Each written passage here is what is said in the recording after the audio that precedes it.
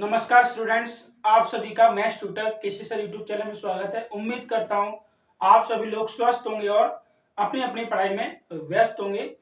तो देखिए, मैं आपको क्लास 10th में एनसीईआरटी की जो एक्सरसाइज 8.2 करा रहा हूं आपको त्रिकोणमिति, ठीक है।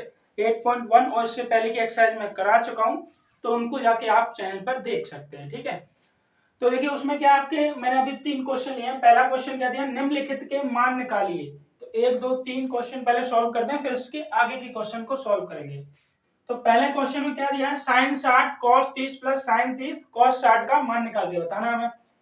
तो इनके लिए आपको क्या ट्रिग्नोमेट्री जो टेबल होती है उनको याद होना बहुत जरूरी है।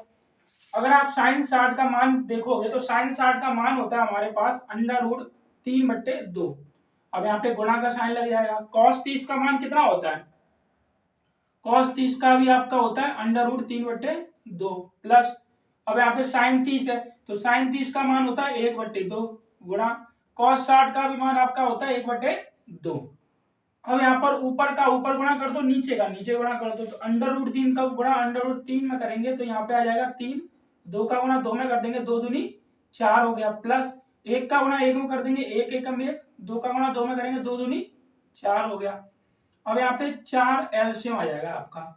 हमने जब 4 एलसीएम लिया तो 4 एकम 4, तो ऊपर 3 एकम 3 ही होगा, कोई फर्क नहीं पड़ेगा क्योंकि हमारे एलसीएम नीचे वाले जो डिनोमिनेटर है यानी कि हर जो है वो समान है। तो 4 एकम 4, ये भी आपका 3 एकम 3 हो गया, सॉरी 1 एकम 1, 3 में 1 को जोड़ोगे तो 4, नीचे भी आपका 4, तो 4 से 4 ये कट गया, एक बार एक ही हमारा आंसर आ गया निकल के, ठीक है। तो इस तरह से हम पहले वाले क्वेश्चन को सॉल्व कर लेंगे। तो उम्मीद करते हैं ये क्वेश्चन आपको समझ में आ गया होगा, है ना। अब हम चलते हैं क्वेश्चन नंबर 2 पे। अब क्वेश्चन नंबर 2 में क्या दिया, 2 tan square 45 plus cos square 30 minus sine square 60 degree. हमें क्या करना, ओनली वैल्यू रख के आंसर सॉल्व करते जाना। तो 2 मल्टीप्लाई tan स्क्वायर 45 दिया है, tan 45 की वैल्यू 1 होती है, स्क्वायर दिया तो इस पे स्क्वायर लगा दिया हमने, प्लस कॉस 30 की वैल्यू होती है आपकी √3/2, √3/2। अब कॉस स्क्वायर लगा तो यहाँ पर भी स्क्वायर लगा देंगे हम, माइनस साइन 60 की वैल्यू भी आपकी होती है अंडर रूट 3/2, यहाँ पर भी हम स्क्वायर लगा देंगे, ठीक है।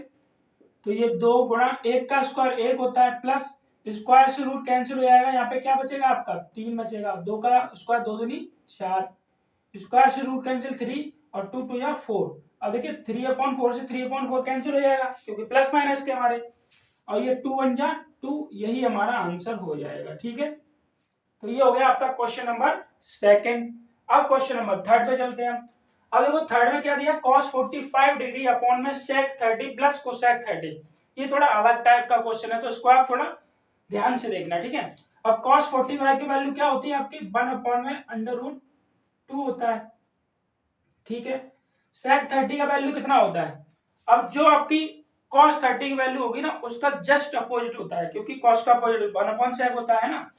तो sec 30 की वैल्यू कितनी हमने लिखी थी cos 30 की, √3/2, तो sec 30 की 2 अपॉन √3 हो जाएगा, कितना हो जाएगा 2 अपॉन में √3, और प्लस कोसेक 30 की वैल्यू हो जाएगी आपके यहाँ पर 2 हो जाएगी, ठीक है, क्योंकि sec sin 30 की होती है 1/2, कोसेक 30 की 2 हो जाएगी ओनली।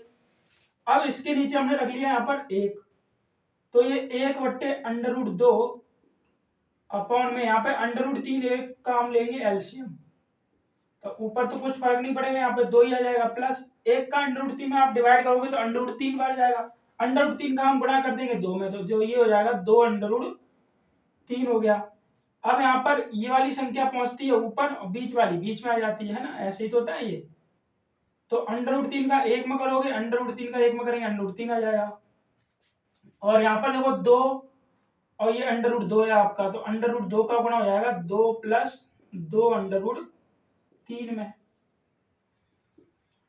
ठीक है। तो ये आपके पास है अंडर रूट 3, अंडर रूट 2 का आप गुणा कर दो, इसके अंदर अंदर से 2 कॉमन ले लो, 2 कॉमन आ गया, अंडर रूट 2 का गुणा कर देंगे, पहले हम ऐसा करते हैं गुणा कर लेते हैं फिर कॉमन ले लेंगे। तो ये हो गया 2 अंडर रूट 2 और ये हो जाएगा 2 अंडर रूट 3 का अंडर रूट 2 में करो अंडर रूट 6 हो जाएगा, ये कितना हो जाएगा अंडर रूट 6। अब ऊपर नीचे से देखो आपका कॉमन आ रहा है, तो हमने क्या कॉमन ले लिया यहाँ पर, हमने अंडर रूट 3 तो आपका ये रहा, ठीक है। अब नीचे से आपका 2 कॉमन आ रहा है, तो 2 कॉमन लिया, हमारे पास आ गया under root 2 plus under root 6। इतना समझ में आ गया होगा आपको, है ना। अब इनका हम क्या कर देते हैं, परमीकरण करते हैं, यानी रेशनलाइजेशन कर देते हैं। परमीकरण कैसे किया जाएगा, ये आपका √3, 2 आपका ऐसे ही रहेगा √2, और इसको आप ऐसा कर सकते हो, √6 को आप पहले रख लो, √2 को आप बाद में रख लो, बड़ी वाली को पहले रख लेते हैं।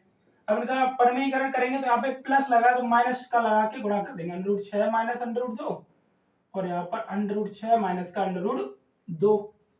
तो √3 का गुणा अब इसी में तो होगा, तो √3 का गुणा √6 में करेंगे तो कितना होगा, 6 3 18, माइनस √3 का गुणा √2 में करेंगे 3 दूनी 6, √6 हो गया। अब ये 2, अब यहाँ पर देखो फॉर्मूला बन गया a प्लस बी, और ये a माइनस बी क्या होता है, a square minus B square, यानी कि √6 का स्क्वायर माइनस √2 का स्क्वायर। अब √18 का अगर हम सॉल्व करेंगे तो कितना हो जाएगा, 2 3 6 और 6 3 18, इस तरीके से हम फैक्टर करेंगे इसकी, और √6 का करोगे तो बाहर ही नहीं निकलेगा उसमें से, तो ये 2 आ गया आपका, स्क्वायर से रूट आपका कैंसिल हो जाएगा, यहाँ पर 6 बचेगा ओनली, माइनस ये स्क्वायर से रूट कैंसिल, यहाँ 2 बचेगा ओनली। तो यहाँ पर देखिए ये 3 का पेयर बनना है, 3 आपका बाहर निकल आएगा, तो 3 √2 माइनस का √6, और ये 2 6 में से 2 जाएगा तो 4 बचेगा। अब देखिए आपका आंसर क्या आ गया, 3 √2 माइनस का √6, 2 चौक 8, यही आपका आंसर आ जाएगा क्वेश्चन नंबर 3 का। तो उम्मीद करते हैं ये क्वेश्चन आपको अच्छी तरह से समझ में आए होंगे, है ना। अब हम करते हैं क्वेश्चन नंबर 4 को। तो अगर हम क्वेश्चन नंबर 4 की बात करते हैं, क्वेश्चन नंबर 4 में क्या दिया हमें, sin 30, इसको रफ कर लेते हैं क्योंकि क्वेश्चन नंबर 4 थोड़ा आपका बड़ा है।